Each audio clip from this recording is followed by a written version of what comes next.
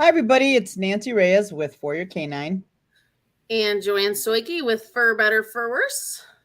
And Lisa Bataska with K9 Defined. Hi, all. Let us know you're there.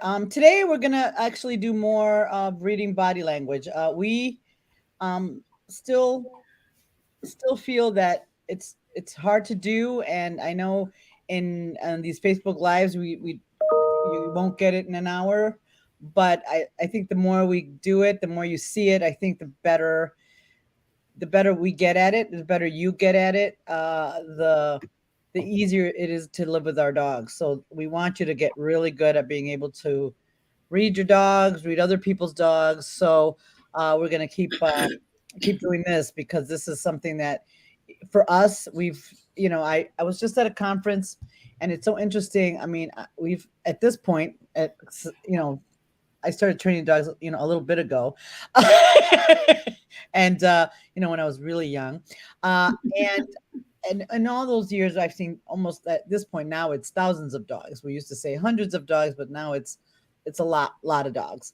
And the only way you get really good at watching is watching video and watching live dogs and watching videos and watching live dogs. And this weekend, I was at the conference, and I just think back of the days when we started, Lisa and I, how many dogs we saw just on a regular day. It was crazy. We learned very quickly and on the fly. And I just think back those times, and we were seeking knowledge and trying to learn more and get better at it. Um, and I think we it was kind of by trial by fire, but we figured it out. And we had a lot of great mentors along the way, Suzanne being one of them, and a bunch of other wonderful people that we saw along the way.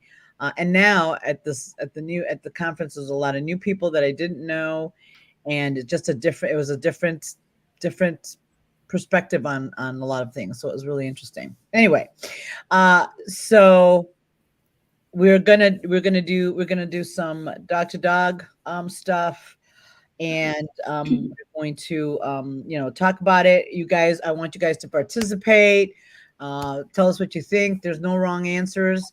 That's how you figure it out. Joanne, Lisa, and I always talk about cases, and sometimes we agree. Most of the time we agree, but there are times that I'm like, I didn't see that, or I'm not sure about that, and that's okay. But that's how we figure it out, because we can always go back and look at it again and think about it and talk about it and go, oh yeah, maybe that was it, or no, or sometimes as the case fleshes out or carries on, we notice that, oh, um that's that was maybe she was right about that or not. So it's not about being right or wrong. It's about really like understanding what we're seeing, because sometimes, depending on the day, how tired we are, how many dogs we've seen, how much we love dogs on that moment or not, it might change our perspective a little bit. So anyway, hey everybody. So anyway, so we're gonna do some video. We're going to try to hopefully you guys will get to see it and talk about it. And some of these we have not seen it either. So it's going to be and this is what it's all about, right? Having that discussion, and talking about what we see and why we think those things, and then you guys, kind of seeing what you guys think about it and what your thoughts are on it. All right. So I think Joanne had some video that she's going to pop up. This is a good. All we can say about this one. I mean, we don't know kind of history or whatever, but it's going to be very interesting discussion for Yeah. sure. So I will tell you, I sent this. I knew Nancy was busy this weekend, so I sent this to Lisa like late one night where I knew she was asleep, and then she asked me a question in the morning, and I did not respond to her. And so when we signed on, Lisa has seen the video. Nancy has not seen the video. And that's all I'm going to tell you. So All right. this is like really truly. Sometimes this is what we do, guys. We get a video and we go, what? What do you think about this? This is weird. So should be interesting. Sorry, give me just a second. All right. Okay. Let me So this is the video I got sent. What is that? That's hanging. A leash, or we'll call it a leash. It's like a thick, circular, thick leather leash or something.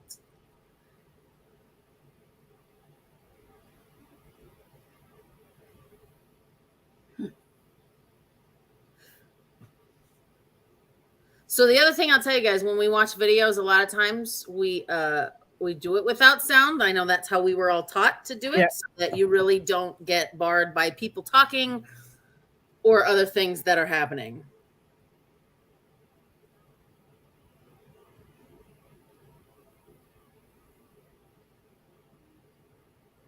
So if you guys out there, I mean, I know that the three of us are going to discuss this too, but if you have questions or something, feel free to put in the chat. Does somebody own this dog? No. So it's a shelter, right? A shelter environment? Yep. How old is this dog? I don't know the answer to that. I do know it's a male. Intact? Probably not. They usually fix them right when they come through the doors. Actually, let me give you the Oh my. Mm-hmm. Okay. I'll give you the little paragraph that I got on the dog. He's leash obsessed. It is not just when he's suspended like that. Somebody took him for a hike in the woods. He walked normally, didn't do anything like this. They can't walk him into the shelter on a leash. When they take him back in, they have to take it off and walk him by the collar. That's all I have. I don't know why they have to take the leash off. I'm guessing because he grabs it if he's leash obsessed, right? Or whatever. But again, right? These are the questions that we ask. What does leash obsessed mean? Right. Is he fighting it? How long has he been at the shelter? Right. I don't think very long. So you don't know how he came in or any of that? I don't know anything else other than what I read to you.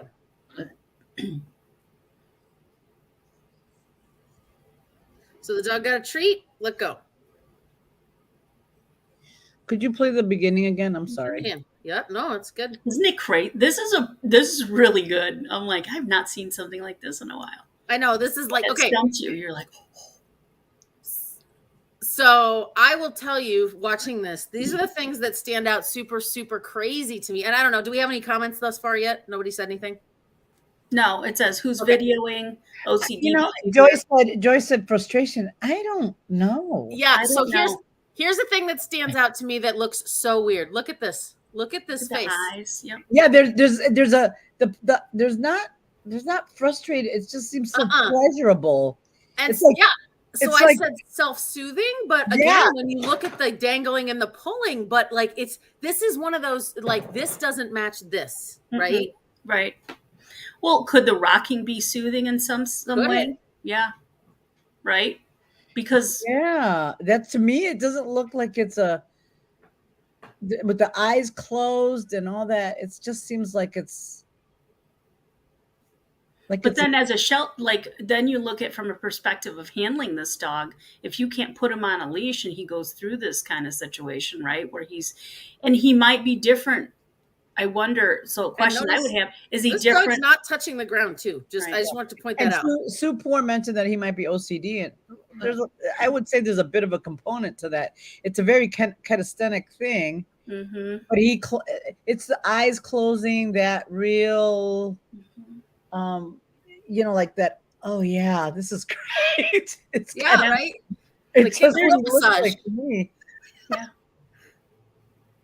Well, wow! If you were to look at him from the whole question I would have, he's probably a very kinesthetic dog. Yeah. So touch and being handled is going to be interesting. So depending on how old he is, obviously he came into the shelter that way. I mean. It's hard to get leash obsessed at the shelter because you're not, so. Well, they can get frustrated, right? When people get him out, but you don't, that's the question. So if he comes out and he starts doing that right off, so that could be frustration, but this doesn't, I want to see the video of that versus. Yeah. And he doesn't look like he's been at the shelter long. Yeah, beautiful coat, right? I mean, nice and well fed, not fat. Like so. It's I don't know. And so what I said was, now granted, this is not science, right? This is not part of dog training, but some of it is finesse. So I said, I don't remember what the things are called. The pity people, or they hang those things from trees that the dogs use to like Grab. strengthen their jaws and swing Yeah. from. You know what I'm talking about? Oh yeah. Could that have been a toy that's maybe the only toy the dog had to play with? Maybe it's a backyard, very nice backyard dog, and that's what it did. And that's how because it looks like he's calming him, using it to calm himself, like a self-soothing. Because the thing is like he's interruptible. He won't, let's say he's interrupted visual, but he still hangs on. Right? Does that make sense? Yeah. Like he will break. He's like, oh yeah, I don't want that. And he just goes about, but his motions are not, they're smooth and rocking. Yes. Yeah, and there's no thrashing of the head like when you get the toy. This is weird. Yes. It's very odd. Yeah, that's a good question, Matt. Does he display the same tugging behavior with other objects like a rope toy? That'd be good to, yeah, right? So there's a lot of questions there. I mean, and Sue, I think, mentioned about OCD. It's possible it could have, but it looks like maybe, because it looks like all the movements are so smooth and just to me it looks like a soothing thing for the dog, that's the oddest way to get soothed, but yes, we're all everyone's got their things. It is a terrier. No, I'm kidding. Oh, interesting. Yeah, I wondered, Matt, if he does that with rope toys too. But I have a feeling it's the hanging. Yes. I think it's all of it. I think it's the hanging, because he doesn't look like he's upset. Mm-hmm. I wish I could see him after. I know. After that, So this would be a video we need more of, right? More information. Yes, exactly. Of. Like pre, I would like to see him walking out on a leash to see what that looks like. What does the tugging behavior look like then, and so forth. Yeah. So and I'll just show you the same behavior, right? I mean, to me, this guy's laying down, right? But when you look at, I know you can't quite see his face, but the eyes are closed.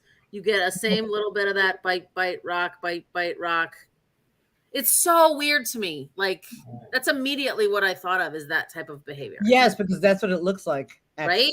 That when they're doing that suckling. It's just so odd. We don't see that. You don't see it vertically. Yeah. Right. Well, he does look like he's in pretty good physical shape. Hey, Joyce, maybe that's one for you. Just saying. But yeah, I mean, because it does look like he's like, oh yeah, this, like, it's not like it just, his face is not, there's tension because of the body, because of the jaw, but there's zero tension up here in the muscles of the eyes. He's like, yeah, this is like, oh yeah. It's right, like and the ears are like, laid way back. Did you see how he's climbing up the leash too? Yeah. So I wonder if that's. Well, I wonder if that was something that was problematic in the shelter. If he's obsessed with holding the leash in his mouth, and then he starts climbing up, because that can be dangerous too, right? Right. And it depends on him. And so that would, again, that would be a lot more questions like, how is he, does he get out with other dogs? Is he, how is he with, is he friendly with people? Because, a lot of pitties are very, very people friendly, and all that. And if that's the, you know what I mean? So what's because that's an interesting, I mean, you'd have to, if it's a soothing mechanism, you'd really have to figure out another way to help him do that, right? And feel better, to be able to, help him, feel that void without it being on a leash. But I suspect, where's this shelter at? It's local to here. Yeah. So, I suspect there was a lot of, he probably did get a lot of hanging, stuff to play with, and we have a lot of pits here. So, the one thing that, like, to me, that would make or break that scenario is when you go visit that dog, what's the arousal like? Right. Because if that arousal is over the top, right, and the dog is like whirly-eyed, twirly-eyed, I would say, that's going to make me question that self-soothing behavior, even though that's what it looks like. But And like Yes. Lisa said a little bit, she said it's dysfunctional for sure. It's not Yes. normal. That's It's weird. extreme. It's an extreme behavior. Mhm. Like you don't see if it were normal, you would see it more often, right? Yeah. But it's extreme because I've never seen that. I mean, I've seen that very infrequently. You see them on like TikTok or whatever with a, male hanging and swinging, Right. holding something, that kind of stuff. And you can see the dogs. Like even if you were to compare, I'd be curious if we compared a video of that to what we're seeing in this. Is the ear set back? Are they soothing? Are their eyes open? You know what I mean? What does Right. that look like? Yeah. Because it would But be Joanne did see, like, when you saw Yeah. you saw Bam suckling, it seemed like it was almost the same thing, just pity style versus Dobie style, I guess.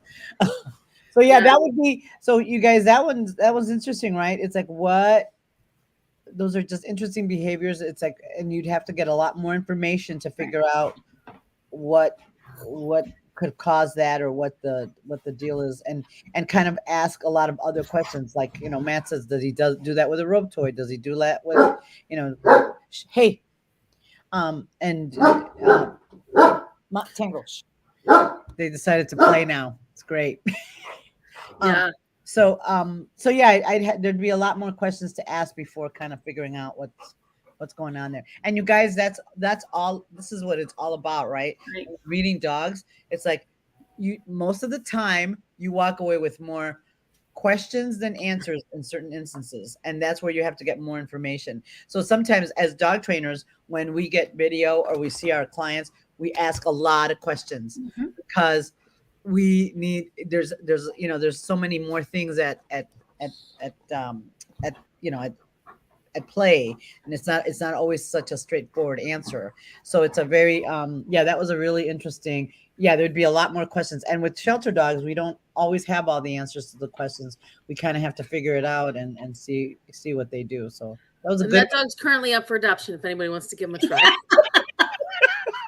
Okay. You want to take it home and see for yourself, and it could be a very sweet dog. You don't know, right? We don't know for sure, right? Don't know. Oh, and it's if it's local, Joanne, we'd be happy to assess it for you. Nice. Let's calm down there. This is, Let's calm down.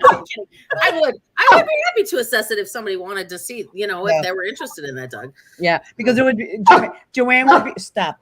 Joanne would be able to answer all the questions that we have, right? By doing a little bit of an assessment, she can answer some of the questions that we have. How is he on a rope toy? How is he when he comes out? Is he people friendly? Is he not? Is he that mouth with the mouth? Is he really kind of static with the? And usually you see that a lot in sporting breeds, that that retrievers and stuff that tend to be more oral with a lot of stuff. You don't really see that in pity so much, but there's always, every dog's an individual, right? And so that's kind of how it goes. Yep. And hearing the dog went on a hike and none of that happened. That's also very interesting, right? Was it away from the shelter? Or was it all the trees around? What is not open space? Like, I don't know. So lots more questions than answers. That's for sure. Yeah. Interesting. All right. All right. I have a video. Hold on. And this is a dog to dog. So I'd be interested in what you have to, what do you think they're talking about in this video? Let me, hold on one second. Jive, come on, honey.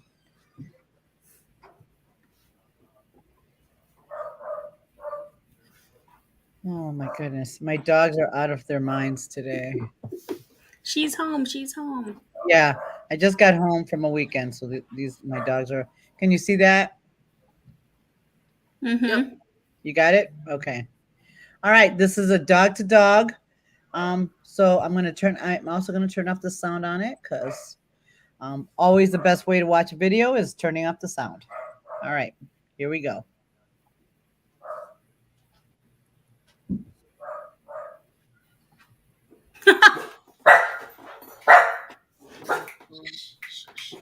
Quiet.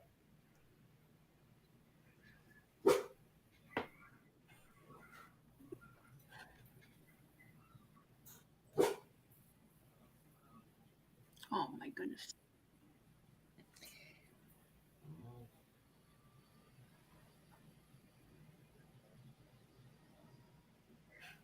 So I'm gonna have you guys watch it one time, and then I'm gonna play it again, and I want you to pick a dog to watch because that's the easiest way. Trying to kind of uh figure out what's happening. You want to see the interaction first, then I want you to pick a dog, right?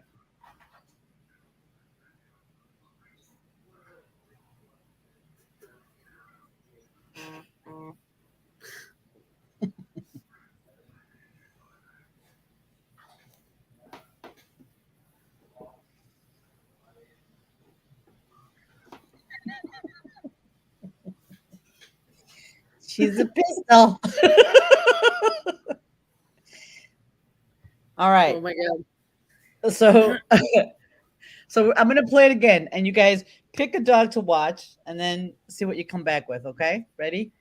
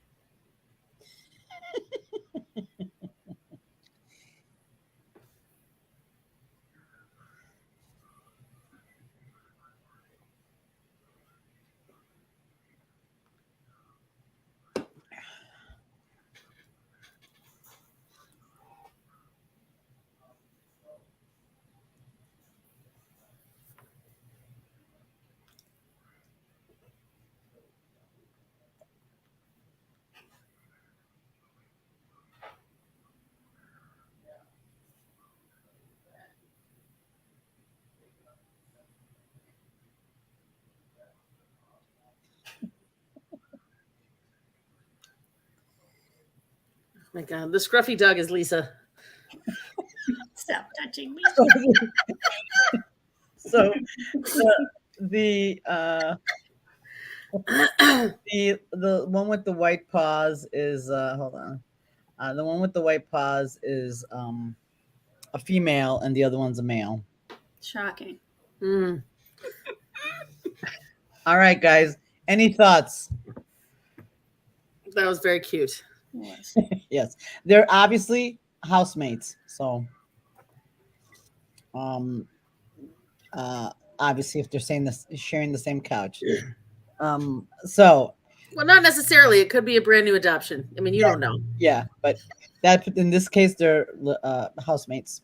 Yeah. All right. So, was what was whoever was watching the dog with the white legs, the female? What did you think about her behavior? What was she trying to accomplish there? Come on, don't be shy. If you need us to play it again, I will. Play it But- again. Okay. You can play it. We'll monitor comments. Okay. Yeah, because I can't see. Yep, we got it. Oh wait. No, We stopped sharing. I did.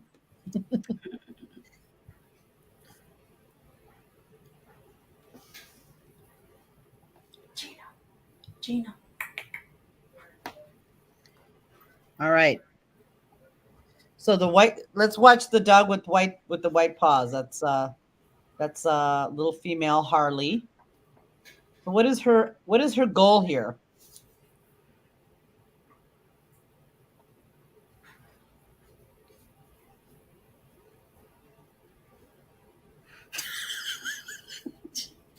His face, he's like, whoa, that's a lot. Right there. Right? Nick. So Mary says a preamble to play. Couch. Joyce said a spot on the couch. Michelle says, "Move over. I need more room." looks like she wants to play. Yeah. How long have these guys known each other? They've been together for a few years, so Okay. Okay. it's a long relationship. She's so pushy. Yeah. Come on, come on. The paw to the mouth. Nice. But He's like, we're not Mom, doing help. nothing. I know. Leave him alone. Okay, I'll leave. Yeah. So what are the comments about Harley? What is so her goal was, yeah, maybe a spot on the couch or play. Yeah. Mhm. So okay, so then when you watch it again with and we're watching Bubba, what is he communicating to her? Yeah, Kim says a not so tolerant dog may get annoyed. Yes.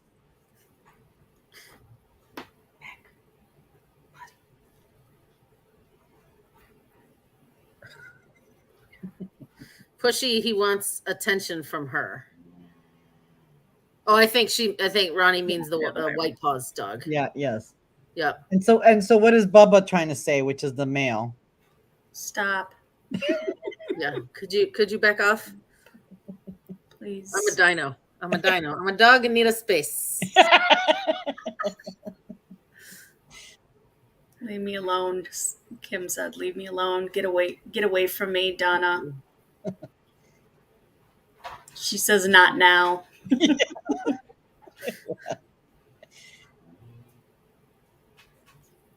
Yeah. So based on the two of these, I'm going to say this is a pretty frequent occurrence. Right. Probably. Don't understand lip licking, but it means something. Okay, that's a good comment, Ronnie. You Yeah. see a little bit of it, right? Well, yeah, that's a really good point. The lip licking probably means, he's So after the lip lick, though, comes everything. So if you watch, there's some lip licking, yeah. right? He looks away. Yep. He yawns. He You got another little lip lick there. Open mouth. Yep. And again. Yep. The kind of that smirk. What do you call that? Pull the face all back, kind of like Connoisseur pull back. Yeah. Yep. Come on. Right. And so you get a little like, I'm gonna Look bite at you, her face is like, you want to move, don't you? Yeah, he's like, let me yawn and calm you down a little bit. How about that? That was a little sticky on her part, right? She got a little close for a second. He's like, all right, relax. That's hilarious. Yeah. It's really good communication between the two of them. Yes, it's really good. But she's not getting it. He's like, She wants it. Don't touch me. Take it off. No. Yeah, that's me. Stop it. Yeah, Lisa's Bubba. Yep. Yeah, that's what I was. I'm comfortable. Stop touching. But the paw to the face is hilarious. Yeah. I'm a little bit more like Harley. Yeah. Like you're in my bubble. Yeah, right. Too funny. She does get it because she gets down, right? I think she was called off though. Yeah. Yeah. So if you looked at the very end of that video, both They dogs both all of a looked. sudden went. Yeah, like, someone talked. Yeah. Yes, and their owner did. That was Breeze. Those are Breeze dogs, and Okay. she did see that the Harley was not going to let it go, so she interrupted that because she's a little stinker pot, and That's funny. yeah, and Bubba will not correct her in a forceful way. He'll be like, and he looked to Bree to help him out because he obviously was not, Which is a common occurrence, I think. I mean, I live with intact males, but it's a common occurrence. Males usually will defer to females. Yes, They right. correct them less than they would correct Yes. another dog of the same behavior. So yeah, Bree provided that wonderful. That was a really great interaction between the two dogs. Lots of communication. It was pretty great. So I really appreciate that. Thank you, Bree, for letting us use it. But it was such a good, and of course, Bree is a very behavior geek, so she sat there and videotaped that whole thing until she had to intervene. But that was some really good video. So it was very, very appropriate for sure. So yeah, and Bree, since clearly Harley doesn't she doesn't take no for an answer. So Bree had to help out. Poor little Bubba. That was very sad. So very Um, good. That was good. I got another quick one if you want to Yep. just view. This is just a single dog, right? And me. So you can check body language here. Tell me what you see. Hold on. Coming. Do, do, do. All right. Tell me what you think about this.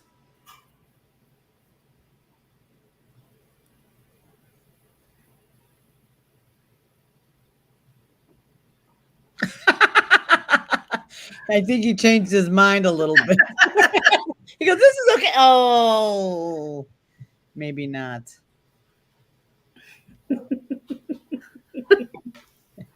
He's like, "I don't know."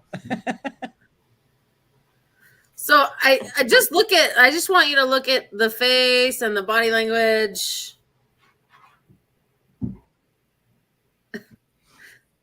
Yeah. Well, he wasn't worried about the muzzle. You could see he was a little, just a teeny tiny bit conflicted, but then he went ahead and did it anyway.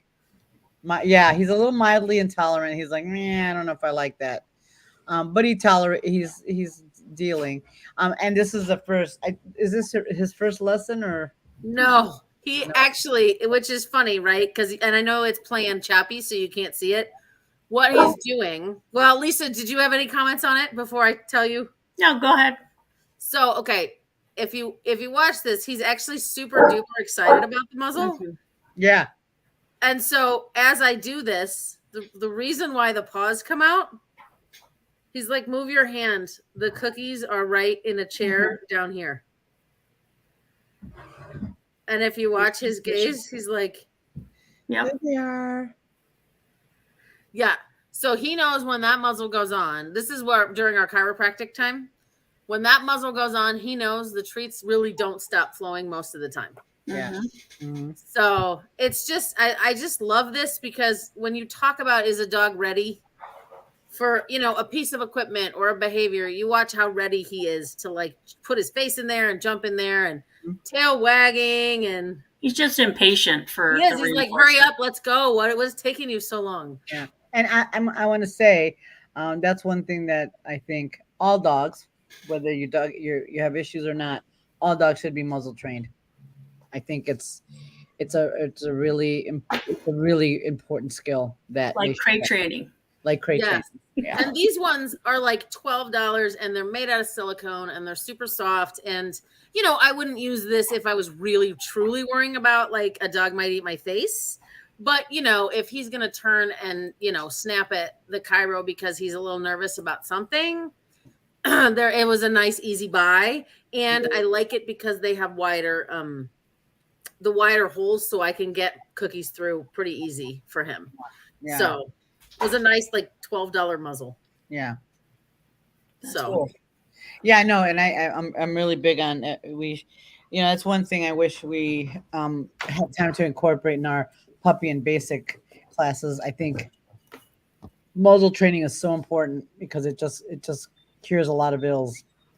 But there's such a stigma attached to it that it's really it's hard. People freak out when they see that, and it has a lot of good use, right? Being able to the dog be happy and comfortable in a muzzle. So yeah, awesome, fun. All right, Lisa, what do you got? I know Lisa's the video extraordinaire. Well, yeah, right. Not really, but well, I have a thing here. Let me see if I can get the volume off. So I will share. No, stop.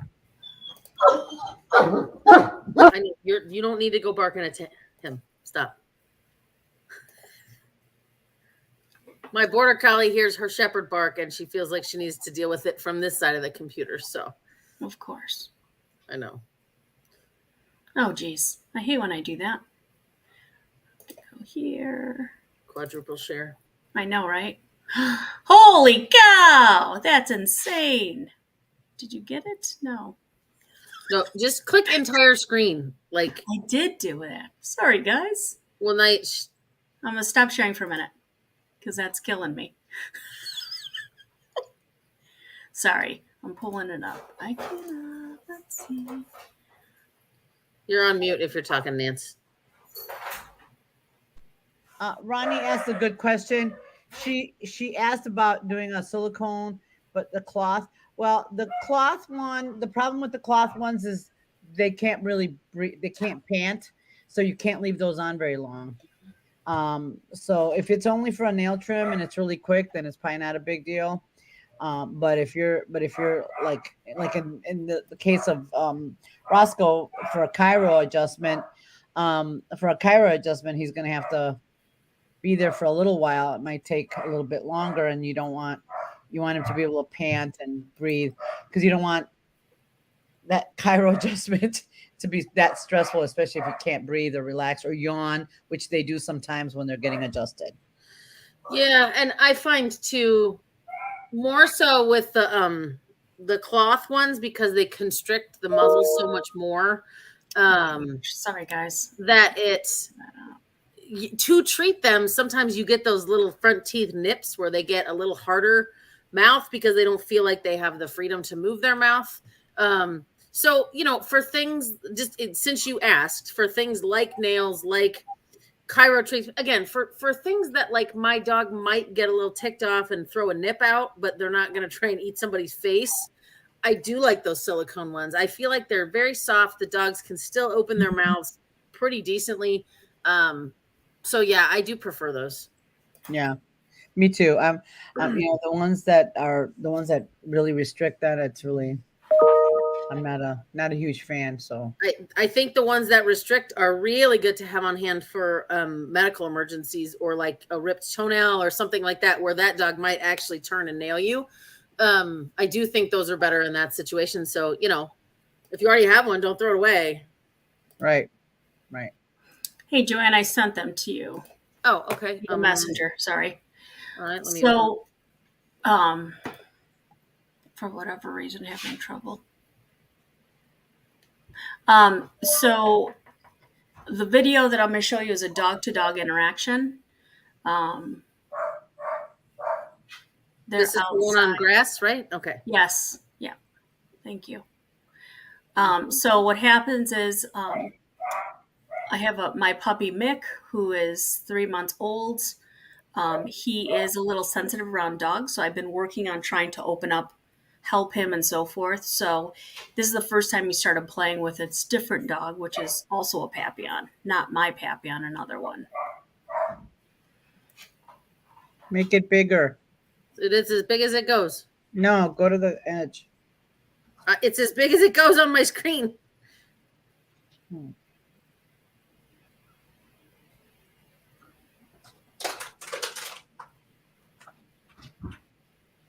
Go.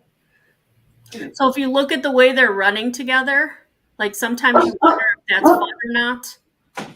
But look at the behaviors that you're seeing in terms of the body language. Does it look like who they're having fun? What does that look like, right?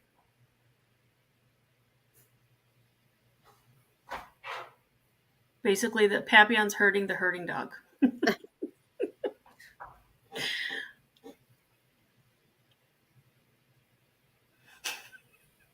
And the border collie gets in the way. It's a big dog. I almost ran into it. He doesn't care. He'll take him out. The Papillon's like, oh. You know what? I see a lot of conflict. It looks like he wants to play, but he's not real sure. Well, but he's not like terrified. He's not super worried. Yeah, he was like, "This is crazy. I don't know you that well." But he's a little conflicted. He's not scared. I wouldn't say that, but you could tell he's he's not sure about Yeah, and I mean, if you look at Riff too, I know maybe if it's a little smaller on your side. That's another Papillon. Yeah, that's not his housemate. Yeah. Okay, so the Papillon is a little bit borderline aroused, right? Because he's nipping at the side of his face, which, I mean, isn't aggressive, but It's a little borderline. The puppy's like, I don't know about that. Yeah, exactly. Right. That might hurt a little bit. Like, just why don't you calm down? And then he's like, I need a safety, and comes running to safety, right? Yep. Gotta go. Yeah, that was really Mm-hmm. but We gotta bounce off here. Like, yeah. Yep. So is he okay with your other dogs at home? He's a weenie with them. So he does things like um, Yeah, that's true. the That's true, Matt. he plays a tug with Riff nonstop. I mean, they play tug no problem. And then there is, but if he gets too rough, then he corrects him, type of thing. Now the other dogs he plays, the other dogs, he's still learning like how to Mhm. play without, without getting too much, because Mhm. he gets a little too much and then he's like, oops. So, but he does be, he is okay around the dogs in the house. He wants to engage with them, and he drops his ears back, head up, and hi guys, and wiggling, tail big and wide, stuff like that. So, Well, I'm going to tell you, Mambo was the same when he was that age with mhm. my dogs. Like he'd be a little bit more. He wasn't. He was a little more reserved. So I did a lot of socials at the facility and left him by you because he was a little timid around. Even though he was WWF with Riff, Yeah. he's he wasn't really like that with other Mhm. dogs. Yep. And And I found as he now, when he was about 8 or 9 months, is when he finally is like, okay, all of a sudden he got really comfortable with dogs. Like it was like overnight almost. mhm. It's I don't know. It almost. I mean, I did all the socialization, but it didn't seem like it was. And I was kind of okay with the fact Yeah. that he might just not be a dog's dog, which is fine. Right. He wasn't afraid of dogs, but he wasn't like, "Hey, what's going on?" Right. like Right. Tango is. But I was gonna be okay with that. And then all of a sudden now he wants to visit and meet everybody. Sure. Sure. Okay, because Jive has never been a dog. She's a people dog. She's not a dog's dog. Um, Mhm. but he is now more interested in meeting other dogs, and he also has had a lot of really good experiences meeting other dogs. Very carefully though, because you don't Yeah. want to scare them. But yeah, and I was always worried about that, like having a bad experience and getting scared. I thought, oh, great, that's all I need. Mhm. But no, he's Mr. Now I have the opposite. He's a little bit rough. He's a little bit like the Papillon now. Right. Oh, Right. Right. And then, and obviously too, he's a teenager, so you can help yes, tailor some of these things. And I think this is where people get mistaken. Like, no, you keep exposing them. I think it's super important to be careful how you match them, right? yes, Because that was one that I'm like, right?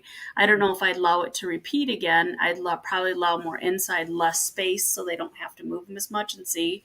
Or maybe it's just not good, because I also noticed with Papillon, that particular one's getting real pushy with all dogs. So he's feeling his oats a bit. He had issues too he was a little sensitive around new things. And so, obviously that's been okay for him. But anyway. yeah. But I think, yeah, I think that's a good idea. Putting him in a smaller space where there's not a lot of, so the little Papillon doesn't get so aroused, and so that might help.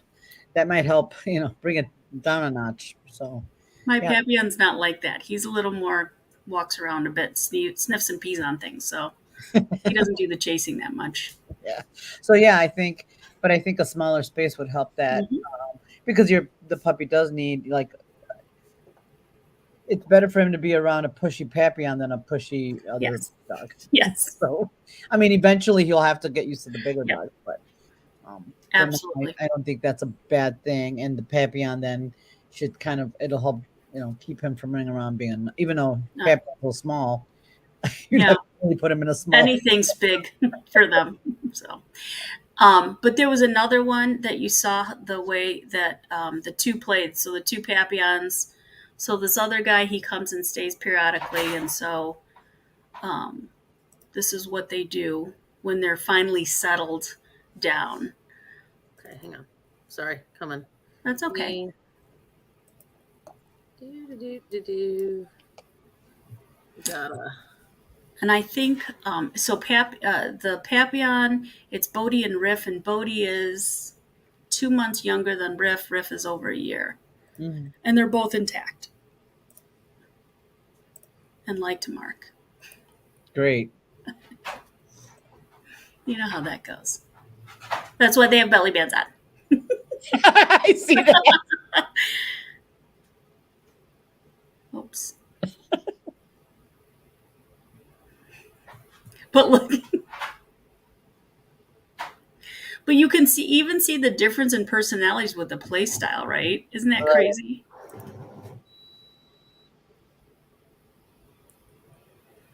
So Bodhi, which is the one with the green belly band on, he's much more fast moving, right, with his motions. Yes.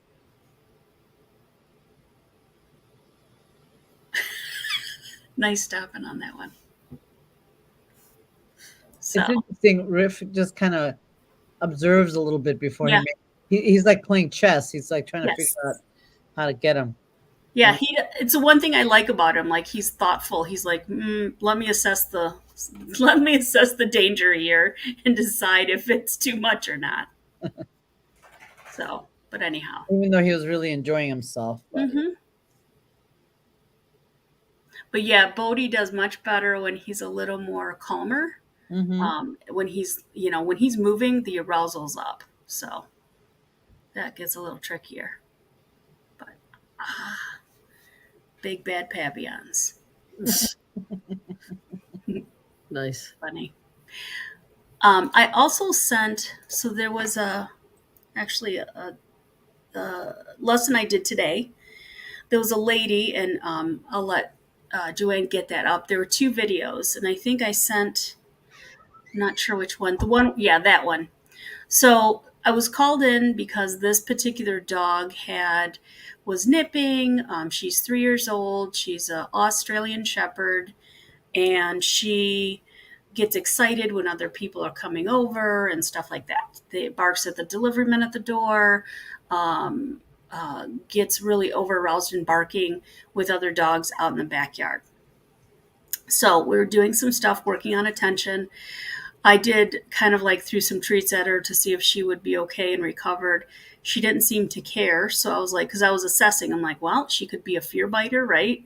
Hello, Aussies, Mm-hmm. right? So, when she brought her down, she was put up. She brought her down. I was sitting in the chair, threw some treats towards her. She went ahead and took the treats, and I tossed them away. But she closed space. But she didn't close space so fast with, you know what I mean? Her motions were smooth when she came in. So I was like, okay, I don't think it's fear. So, but that's how you rule it out, right? You go through the checklist, whatever. So then I said, let's have her on leash and you are going to work attention. So right here, and then I start adding some motion to see if it's the movement, what's causing this dog a little more, to be a little more reactive and just barky, reactive, or nippy. So if you want to go ahead and play. So we're doing the up and down game right now, just to orientation. And I'm like, okay, so she's doing pretty good. She's pretty on. She has cheese. She doesn't usually eat cheese.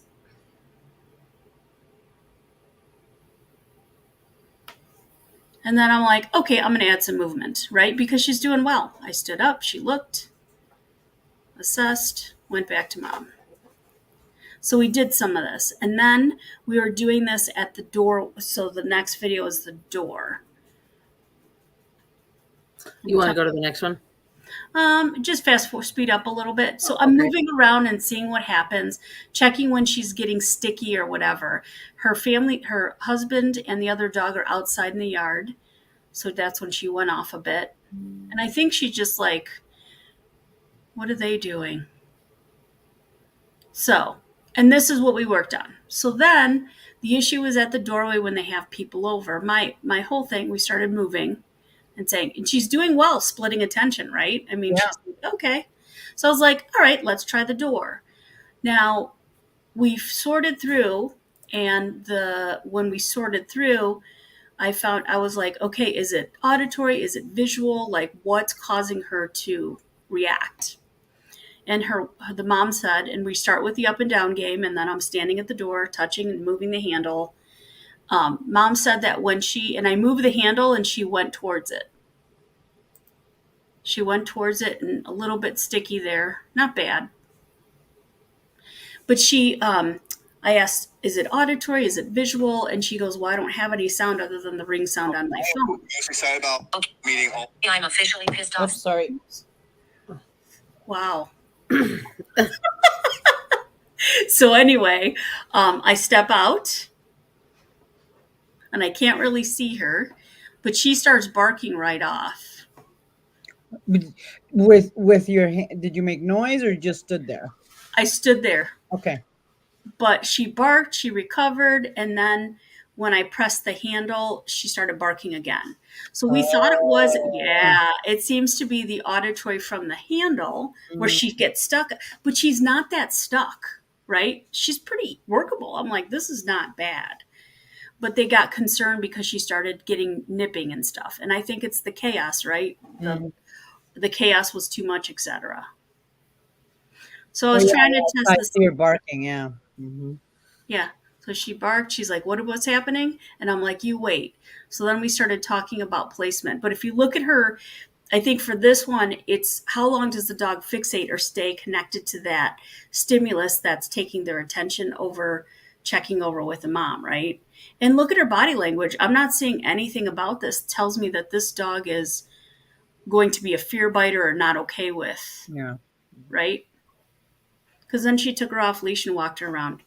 So it was very interesting because at first when it presented, it almost sounded like, and this is where we have to be careful because we can draw conclusions based upon what the information that's provided to us. Mm-hmm. So for this particular dog, she was saying, I'm like, it could be fear, it could be this, it could be that. Let's see what the dog says. Mm-hmm. And so when she brought her down, her motions never were short and erratic at any point. No. Right? No. So. But that brings that's a good point, right? That's a good point, right? Like how the dog, figuring out what is causing the problem for the dog, right? Why? Why is she doing that? So, Mm-hmm. Yeah.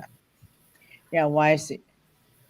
Yeah, where is she nipping the people? Matt asks. Right. So when she's nipping, it's more ankles or below the, like hip waist area. So she's not jumping.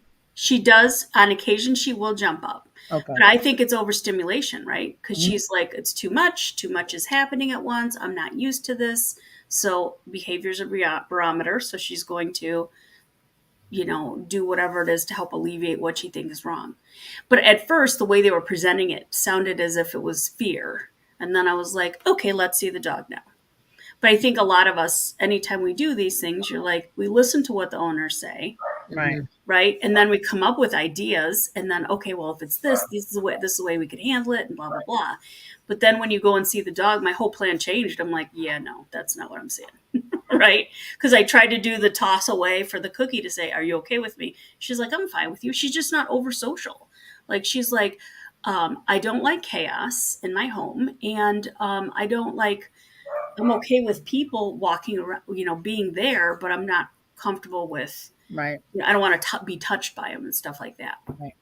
Yeah. And then you figured out that it was the sound that, because you guys, when the dog is auditory, that's the problem, right? And sometimes we're not even aware of the sound or what's getting them overstimulated, and we're not even aware. And then by the time we see or we have these behaviors, they have been brewing for a little while, and then we think it looks like it's something else. Right. And an auditory dog is very challenging when they're that way, because it could be a sound that we're not even that's not even on our radar, but it's been on theirs for forever. So it's those, and if it's auditory, you'd address it in a different way. Like fear would be one thing, but the auditory, and it's still going to have, you're going to still have to do, things to help her through with that, like maybe a white noise, or put her up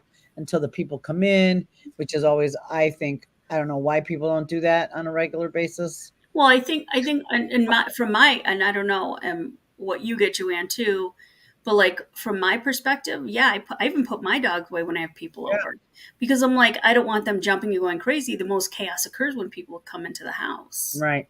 And I have But multiple dogs, so it Mhm. even gets crazier You do You have that? people over?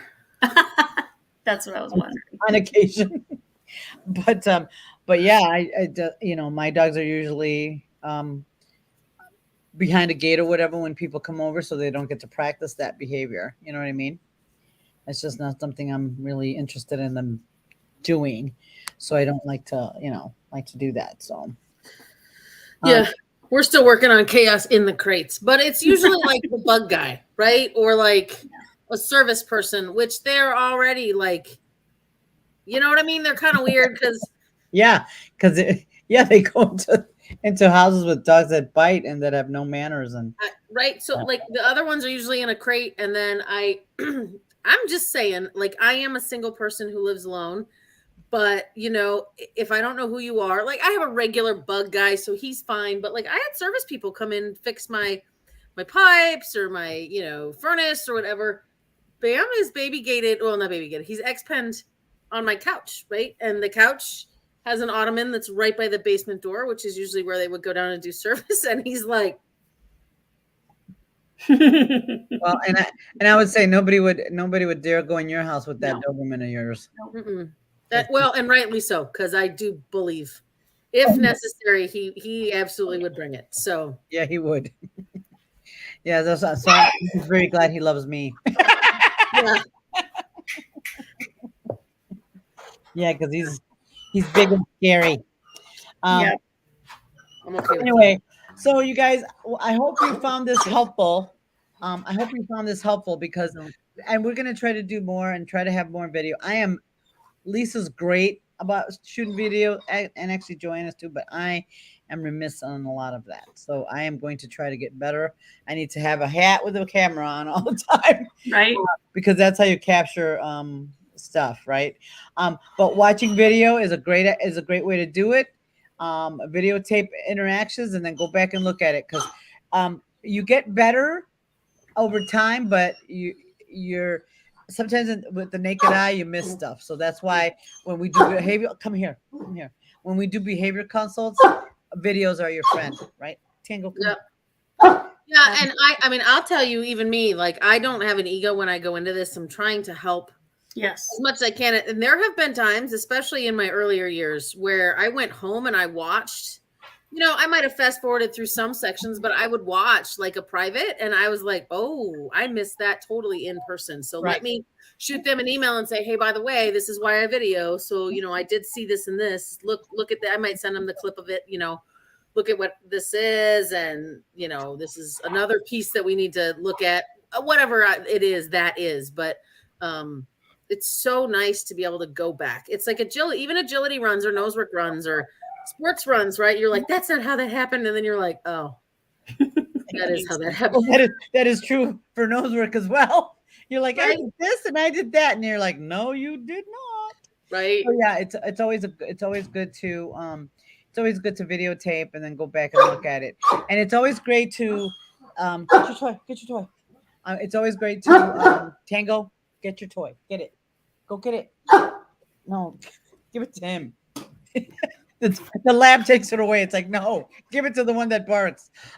Anyway, it's always good to go back and look at it. And that's why people like Bree that tend to sit there and videotape their dogs and get some great footage. So it's like Tango. Yeah. I and that's the thing too, like, and I don't know, like you're there, part of the work we do is also educating the people about body language, right? To say, okay, Right. you see this, Yep. you need to be aware of with this. So when that happened, this is the sequence of behaviors prior to the actual antecedent or the situation, the behavior. So all the things that line up, and most of the time they're like, oh yeah, they always do. Well, okay, now that's your point where you need to intervene in some fashion. Yeah. Right. Because I think a lot of times it's, truly, if you can't read a dog, it is, I feel like you have to get better at it. You owe them that. Yeah. to understand how to help. And as dog trainers, like the video, Joanne, you're always going to find somebody that's going to make a video that's going to go like, what? Yeah. You're always going to have that. You're always going to, in under 30 years, it's like, okay, you've seen a lot of stuff, but still there's always like, oh, that's different. when you phone a friend and go, check this out. What do you think? Yeah. But you know, like Lisa's saying though, right? Getting better at reading it. It takes a long time. And I'll even give you an example. Like I have a beginner obedience class right now that I'm teaching, and they have 2 different litter but same parents, reactive Aussies, and they're trying really hard, right? And the young one, the older one is pretty reactive, and so the younger one's like, yeah, me too. Oh You know? gosh. And so it's interesting because when we do like meet and greets, I don't make dogs meet. I just want people to kind of, if they can, walk around the room, right? I think it's good for the dog to be able to, like, if you're not going to do the like 1, 2, 3, go, right? They can at least pass by a dog successfully, right? Mm-hmm. And so I asked the guy, because this dog, it's a herding breed. So really it's kind of a little bit more lightning fast than people are used to. So I said, would you mind if I took him around the room, right? And because he tried and the dog lost it, and you know, it didn't go well. And you know, I made it around the room, you know, the dog didn't have any outbursts. He had one time where he thought about it, you know. And I said, listen, I gave the leash back and I said, thank you for letting me do that. I want you to know I didn't do anything different than you did.